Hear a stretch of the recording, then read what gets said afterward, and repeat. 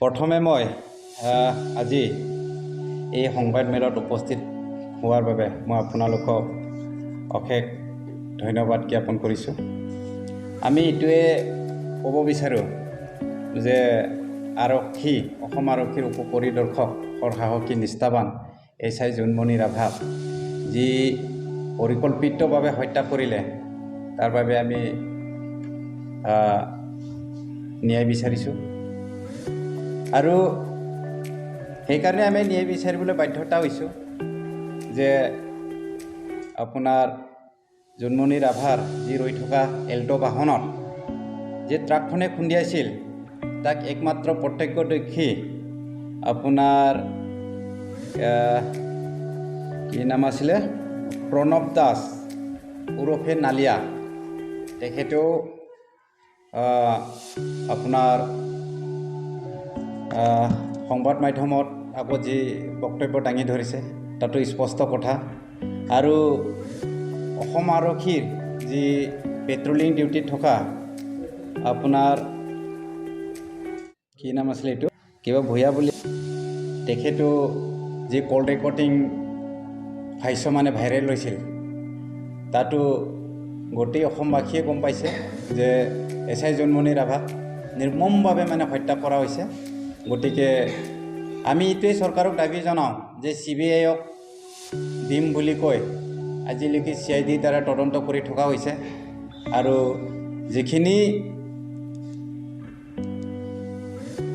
ব্যক্তিসকলক আজি কৰায়ত্ব কৰিব লাগিছিলে, যিসকল মানে সেই পৰিকল্পিত হত্যাকাণ্ডৰ লগত জড়িত আছিলে, তেখেতসকলক আপোনাৰ আজিলৈকে চৰকাৰে চিনাক্তকৰণ কৰি উচিত তদন্ত লোৱা নাই, সেইটো আমি দেখিবলৈ পাইছোঁ।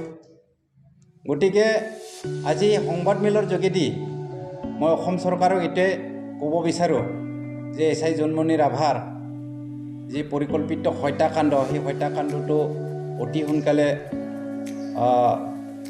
CBIয়ে অৰ্পণ কৰক আৰু যিখিনি হত্যাকাণ্ডৰ লগত যিসকল ব্যক্তি আছিলে তেখেতসকলক এৰেষ্ট কৰক, যাৱজ্জীৱন কাৰাদণ্ড দিয়ক, এইটোৱে অনুৰোধ কৰোঁ। আকৌ তেখেতসকলৰ পৰিয়ালৰ যি প্ৰাপ্য সেই প্ৰাপ্যখিনি দিয়ক, সেয়ে আমি আজি ধেমাজি জিলা নিখিল ৰাভা ছাত্ৰ সন্থাৰ পৰা আমি এইটোৱে দাবী জনাইছোঁ। কাৰণ কেলে বুলি ক'লে মানে গৃহ বিভাগৰে এজনী সৎসাহসী নিষ্ঠাবান যি SI জোনমণি ৰাভা, তেখেতৰ যি দুৰ্ঘটনা সেই দুৰ্ঘটনাটো আমি হত্যাকাণ্ড বুলি ভাবি লৈছোঁ আৰু গতিকে এইটোৱে দাবী জনাইছোঁ যে তেখেতৰ যি ঘটনা সেই ঘটনাবিলাক চৰকাৰে উচিত তদন্ত ল'ব লাগে বুলি মই অনুৰোধ জনাওঁ।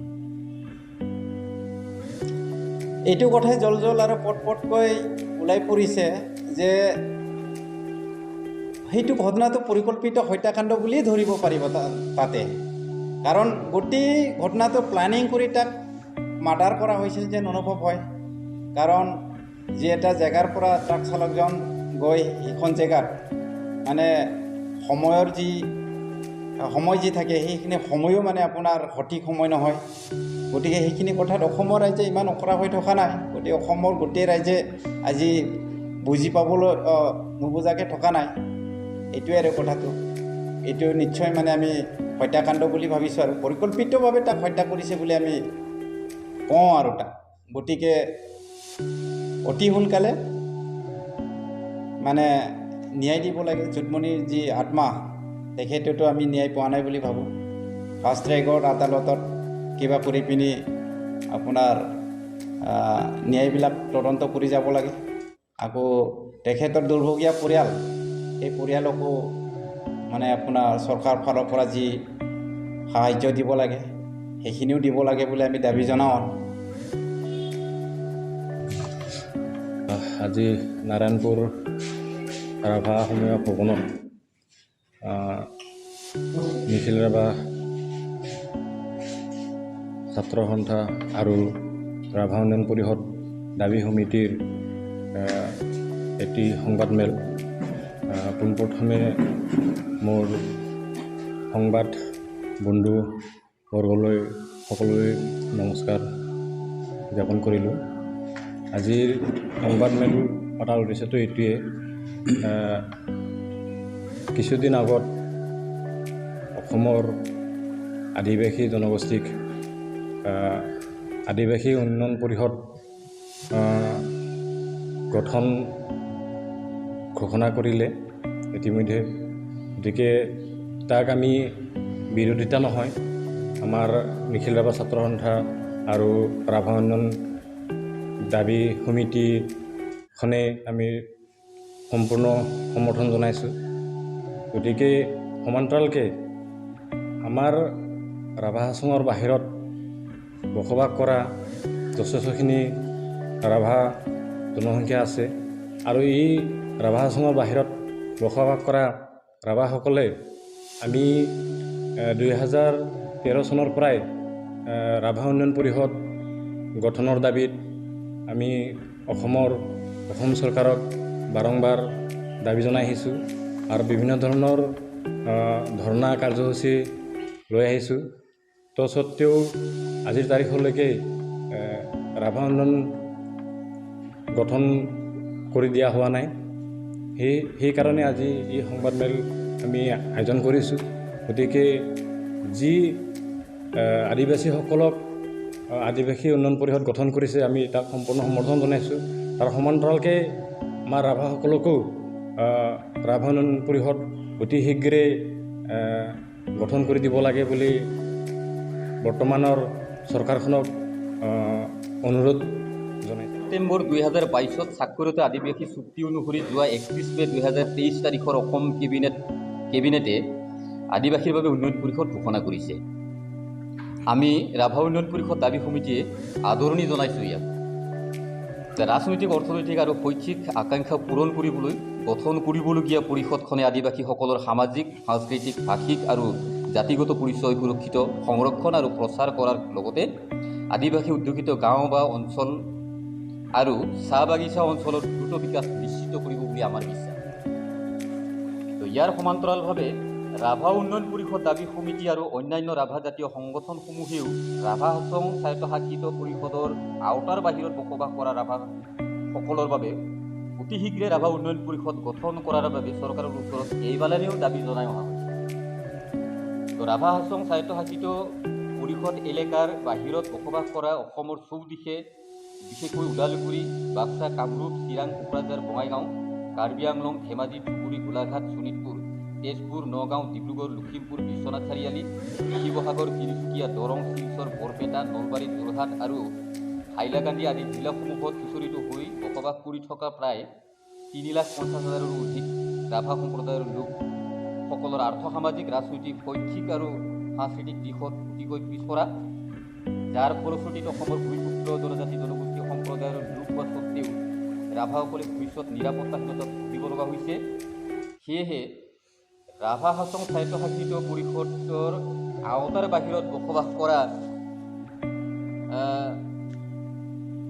ৰাভাসকলৰ সুনিশ্চিত ভৱিষ্যত সুদৃঢ় কৰাৰ উদ্দেশ্যে বিগত বিধানসভা নিৰ্বাচনত প্ৰচাৰিত নিৰ্বাচনী ইস্তাহাৰত we will create a new Rabha development council for the welfare of the member of the Rabha community who reside outside the territorial limits of the Rabha Hasong autonomous council উল্লেখ আছিল। সেই মৰ্মে বিধানসভাৰ নিৰ্বাচনত বিজেপি চৰকাৰ গঠন কৰাৰ ক্ষেত্ৰত আমি পূৰ্ণ সমৰ্থন আগবঢ়াইছিলোঁ। যোৱা 18, 19 আৰু 20 ফেব্ৰুৱাৰী 2022 তাৰিখে অনুষ্ঠিত হোৱা নিখিল ৰাভা ছাত্ৰ সন্থা আৰু নিখিল ৰাভা মহিলা পৰিষদৰ অধিৱেশনৰ মুকলি সভাত মাননীয় শিক্ষা আৰু জনজাতীয় উন্নয়ন বিভাগৰ মন্ত্ৰী ডক্টৰ ৰুনুজ পেগু মহোদয়ে অসমৰ মাননীয় মুখ্যমন্ত্ৰী ডক্টৰ হিমন্ত বিশ্ব শৰ্মা ডাঙৰীয়াৰ সৈতে আলোচনা কৰি সমাধানৰ সেউজ সংকেত প্ৰদান কৰিছিল। কিন্তু বৰ্তমানলৈকে চৰকাৰখনে উক্ত বিষয়ত গুৰুত্ব প্ৰকাশ কৰা আমাৰ দৃষ্টিগোচৰ হোৱা নাই। সেয়ে আমাৰ দাবী, আদিবাসী লোকসকলৰ বাবে যেনেদৰে উন্নয়ন পৰিষদ ঘোষণা কৰিছে তেনেকৈ অতি শীঘ্ৰে ৰাভা আচং স্বায়ত্তশাসিত পৰিষদৰ আওতাৰ বাহিৰত বসবাস কৰা ৰাভাসকলৰ বাবে ৰাভা উন্নয়ন পৰিষদ অতি শীঘ্ৰে গঠন কৰক। অন্যথা অনাগত দিনত ইয়াৰ প্ৰত্যুত্তৰ আমি ৰাজনৈতিকভাৱে দিয়াৰ বাবে ইতিমধ্যে প্ৰস্তুতি গ্ৰহণ কৰিছোঁ। বৰ্তমানৰ চৰকাৰখনে প্ৰত্যেক ক্ষেত্ৰত ৰাভা জাতিৰ সমস্যাসমূহক পিঠি দি হেতালি